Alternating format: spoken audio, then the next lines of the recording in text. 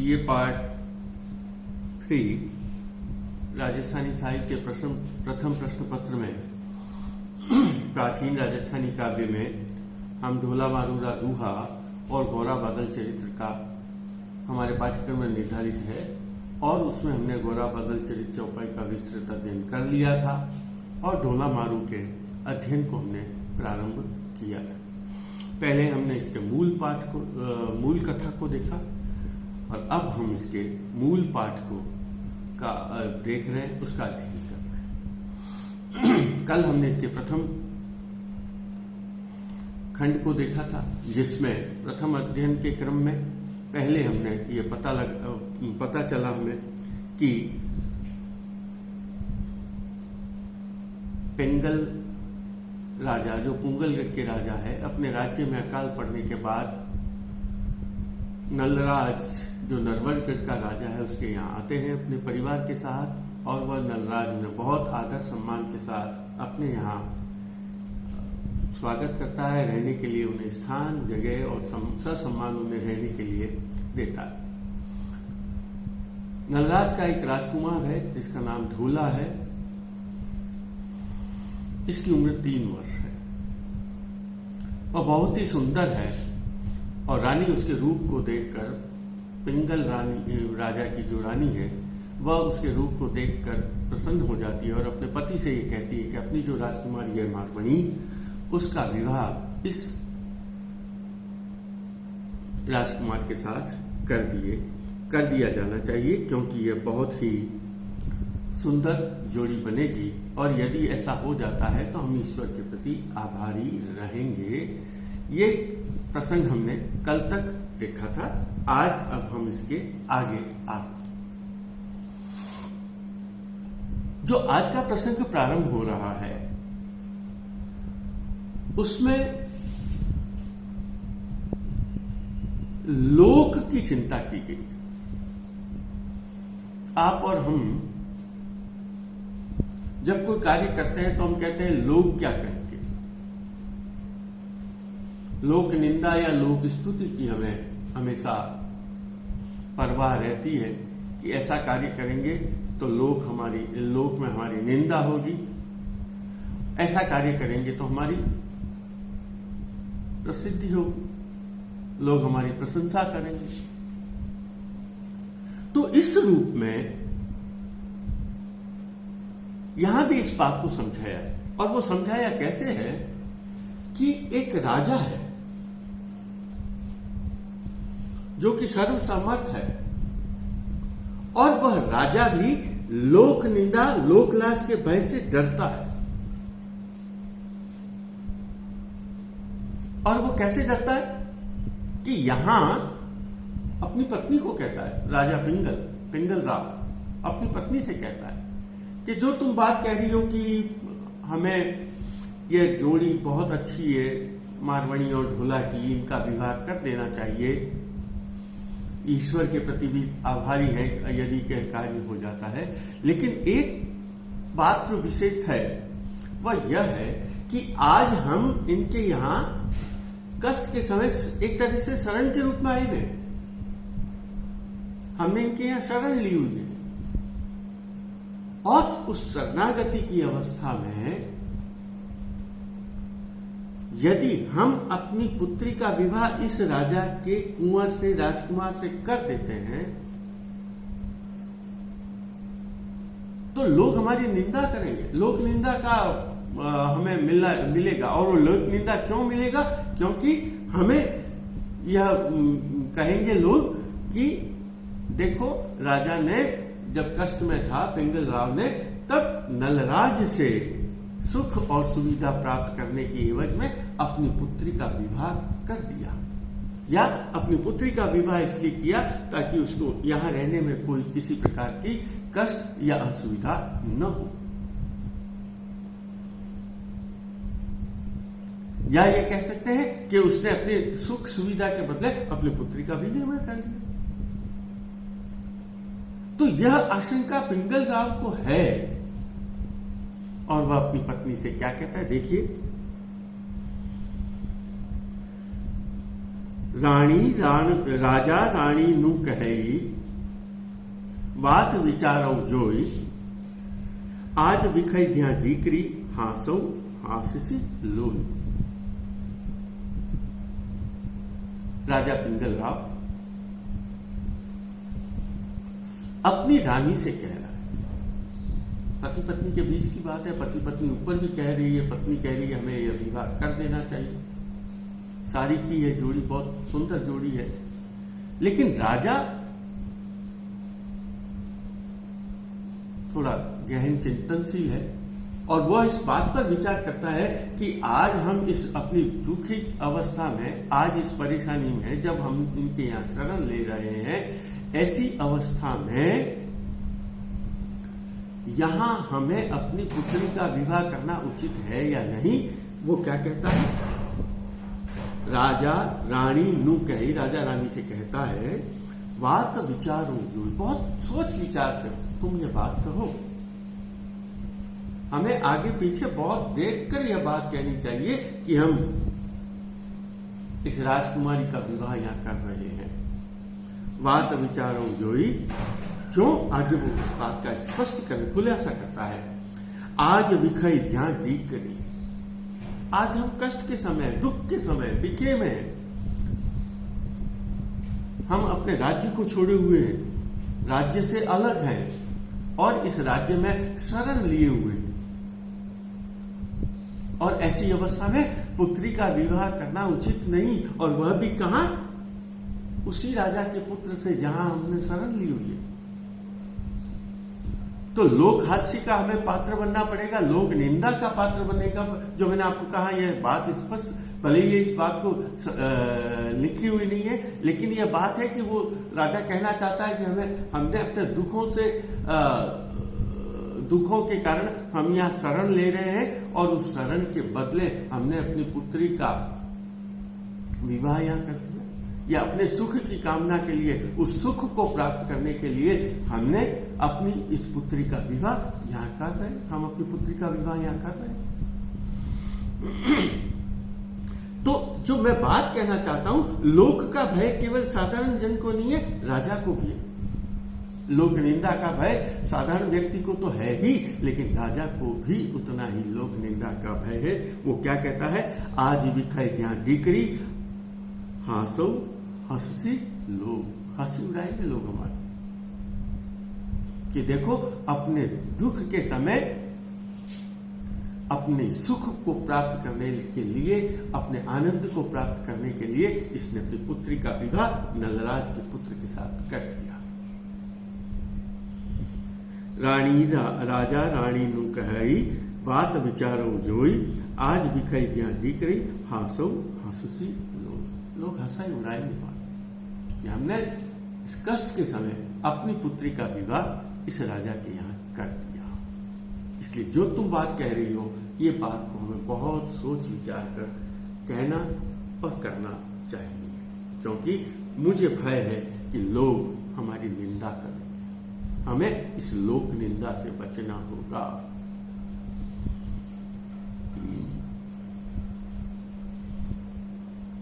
तब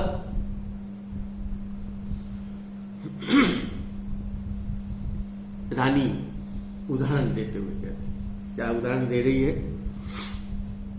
रानी तो एक तरह से अपनी जिद पर अड़ गई है, वो उस बात पर अड़ गई है कि मुझे तो अपनी पुत्री का विवाह यहीं करना है।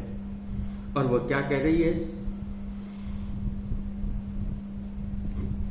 सॉरी, अंब तजई नहीं कोयला, सरवर सालू राह, राज हिवई मां पात्रों, आधन देव अवरा।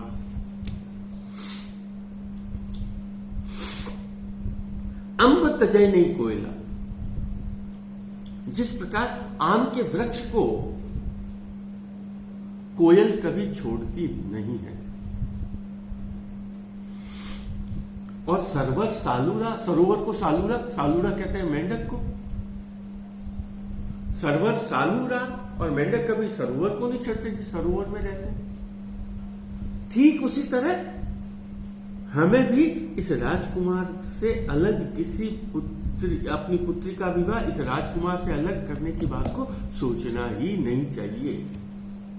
जैसे आम के वृक्ष को कोयल नहीं छोड़ती, मेंढक जैसे सरोवर को नहीं छोड़ता, वैसे ही हमें इस बात को नहीं छोड़ना चाहिए कि हम अपनी पुत्री का विवाह कहीं अन्यत्र करें। हमारी पुत्री का विवाह यहीं इसी राजकुमार के साथ होना चाहिए। राज हिवई मां पात्र। अब ये बात मत भूलो, या ये बात को हमें याद रखनी चाहिए कि भूल कर भी हमें ये कार्य नहीं करना चाहिए। राज, हे श्रीमान, पति को कह रही है श्रीमान हिवई। अब मां पात्रो, मां का मतलब मत, पात्रो यानी भूल कर भी, धन देऊं अवरा, यानी यह धन का मतलब स्त्री अपनी पुत्री के लिए, देऊं का मतलब देना, अवरा का मतलब और, अर्थात हमें भूल कर भी इस स्त्री को, इस कन्या को किसी और को देना नहीं चाहिए। क्योंकि जिस तरह कोयल का, आम का वृक्ष ही कोयल के जीवन का आधार होता है, सरोवर ही मेंढक के जीवन का आधार होता है, ठीक उसी प्रकार से इस बालिका का, इस राजकुमारी के जीवन का आधार यह राजकुमार ही है। अतः हमें भूल कर भी इसे कहीं और इसका विवाह नहीं करना चाहिए। अंब तजई नहीं कोयला, सरवर सालू राह, राज हिवई मां पात्रं, आधन देऊं अवरा। भूल कर भी इसे, स्त्री को, इस राजकुमारी को हमें किसी और को नहीं देना चाहिए। तब राजा अपनी पत्नी की जिद के आगे हार जाता है और रानी को आज्ञा देता है, जैसा आप उचित समझे वैसा करें। और राजा के इस बात कहने पर वह रानी, जो पिंगल राजा की रानी है, वह अपने पति को कहती है, मैंने तो यह रिश्ता पक्का कर लिया है, मैंने तो यह संबंध पक्का कर लिया। देखिए क्या किया राजा, क्या कहता है, बिल्कुल साधारण रूप में राजा अपनी बात को कह रहा है। ज्यों थे जानो त्यों करो। ठीक है, वो समझ गया कि ये मेरी पत्नी जो है वो अब जिद में हट पकड़ लिया है, तिरिया हट पकड़ लिया है इसने कि अपनी पुत्री का विवाह यही करना है और उसके पास अन्यत्र कोई चारा नहीं है। ऐसी अवस्था में वह क्या करता है, वह आज्ञा देता है। और आज्ञा क्या देता है, ज्यों थे जानो क्यों करो, जैसे आपको उचित लगता है वैसे आप करो। राजा आयुष दीत, राजा ने आज्ञा दी थी, ओके, जैसा आप चाहते हैं वैसा आप कीजिए। ज्यों थे जानो क्यों करो, राजा आयुष दीत, रानी राजा नु कही। और रानी राजा नु कही, रानी जो है, जब राजा यह आज्ञा दे देता है कि जो आपको अच्छा लगता है आप ये करिए, तब वह रानी राजा को कहती है, रानी राजा नु कही, ओ मानात्रो की, मैंने यह रिश्ता पक्का कर लिया है और इस रिश्ते को हमने अंतिम रूप दे दिया है। अर्थात अब ढोला और मारमणि का विवाह शीघ्र ही होगा। अब आगे देखिए आप, यहां इसी बात का संकेत किया गया है कि दोनों ही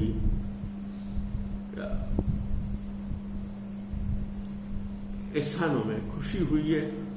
रानी खुश है अपनी पुत्री का विवाह करके, और वर्ग पक्ष के जो लोग हैं वो भी पद्मिनी के रूप में इस जो ये कन्या प्राप्त हुई है, जो कन्या से विवाह हुआ है उनके राजकुमार का मारवाणी से, उस विवाह से वे भी बहुत प्रसन्न है। देखिए क्या कहा, संबंध हो गया और विवाह भी संपन्न हो जाता है। राजा क्या कहता है, ढोला मारू परणिया, वर्दल हुओ उछा, वर्दल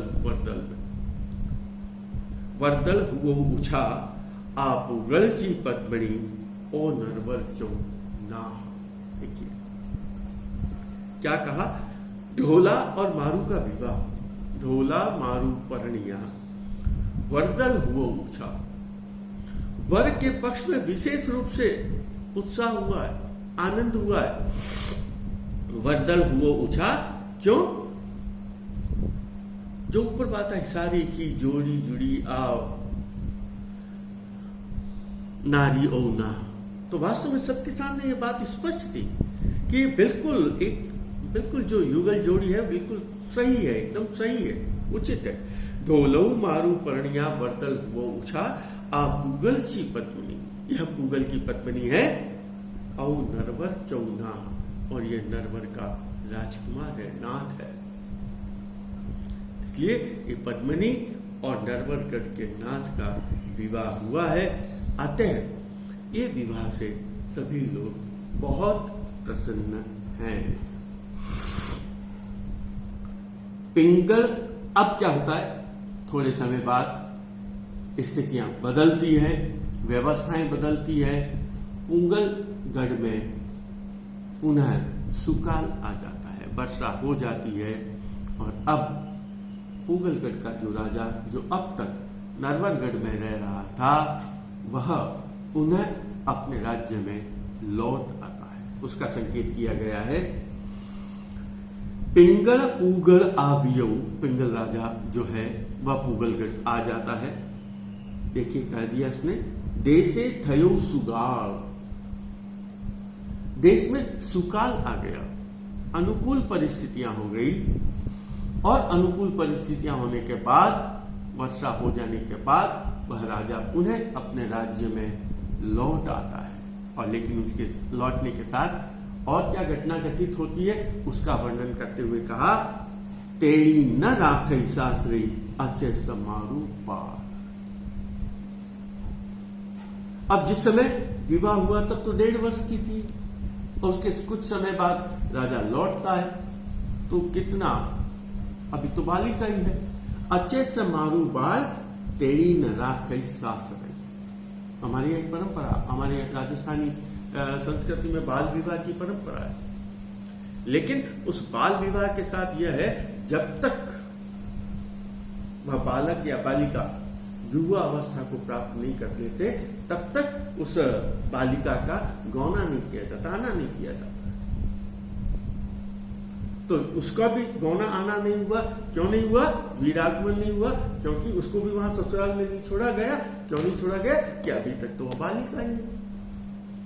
तेरी न राखी सासरे, क्योंकि वह बालिका ही थी अब तक, इसलिए उसे ससुराल में नहीं रखा गया, बल्कि उसे वापस अपने पीहर, अपने राज्य में लेकर आया गया। एक बार पुनः प्रसंग, पिंगल राजा जो पूगलगढ़ का राजा है, अपने यहाँ अकाल पड़ जाने के कारण अपने परिजनों के साथ, अपने लोगों के साथ नरवरगढ़ आता है, जहां नलराज राजा राज्य करता है।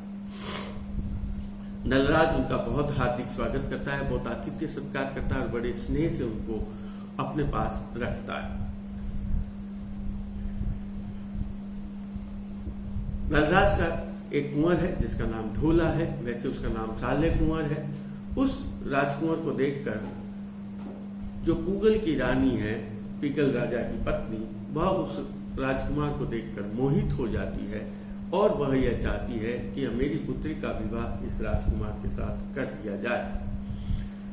राजकुमारी की उम्र 1.5 वर्ष है, राजकुमार की आयु 3 वर्ष, और वे दोनों राजा के न मानने, बहुत मुश्किल से पिंगल राव मानता है, और ये कहता है कि हम यदि इस कष्ट के समय, संकट के समय इनका विवाह कर देंगे तो हो सकता है हमें लोग परेशान करें, लोग हमें निंदा करें, इसलिए हमें यह कार्य नहीं करना चाहिए। लेकिन रानी की जिद के आगे, रानी के हट के आगे राजा मान जाता है, और उन दोनों का विवाह हो जाता है। चारों ओर बहुत खुशियां मनाई जाती है, और विशेषकर वर दल में बहुत खुशियां मनाई जाती है। कुछ समय पश्चात पूगल राज्य में पुनः सुकाल हो जाता है, पुनः अच्छी बारिश वगैरह हो जाती है। समय अनुकूल होने के बाद पिंगल राव अपने परिजनों के साथ पुनः अपने राज्य में लौट आता है और उसके पश्चात अभी तक जिस राजकुमारी का विवाह नरवरगढ़ के राजकुमार ढोला के साथ किया गया उसे वहां नहीं छोड़ा जाता, क्योंकि वह अभी तक तो बहुत छोटी बालिका ही है। यहां तक एक कथा का क्रम। अब कथा आगे गति लेती है और अब वह मारवणी जो है वह युवा अवस्था को प्राप्त कर लिया, उसने वह युवा हो गई और युवा होने के कारण अब उसके मन में प्रेम का भाव जागृत हुआ है, उनके तन में भी विकास हुआ है, मन की भावनाओं में भी विकास हुआ है। और अब देखिए यह कवि उस बात का कैसे वर्णन कर रहा है।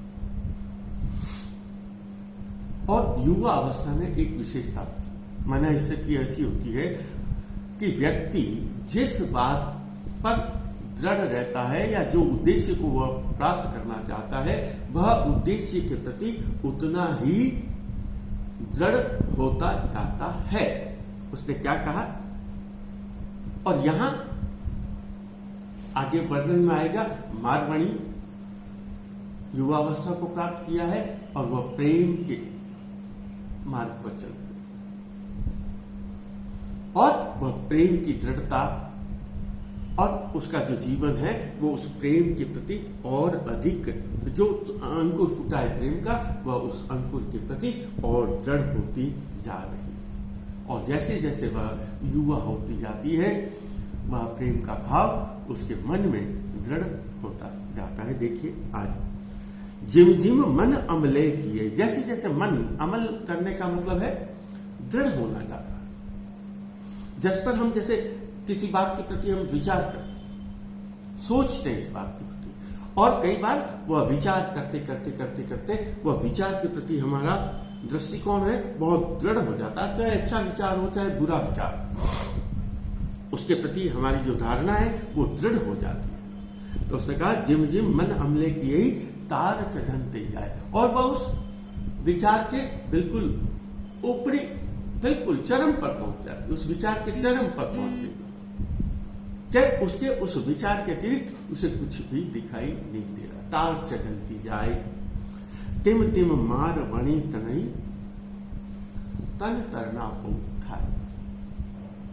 अब चूंकि युवावस्था को प्राप्त कर रही है तो अब युवावस्था के प्राप्त होने के कारण तन तरना उठाओ, उसका मन जो है वो भी तन जो है उस तन में भी तरुणाई आ रही है। और चूंकि उसके मन में प्रेम का भाव जागृत हो गया है इसलिए उस तरुणावस्था में वह उस प्रेम के भाव के प्रति पूर्ण रूप से दृढ़ हो गई है और वह प्रेम का भाव इतना सुदृढ़ हो गया है कि अब उससे अलग हटने की स्थिति में नहीं है और वह उस प्रेम भाव के चरम स्थिति पर पहुंच चुकी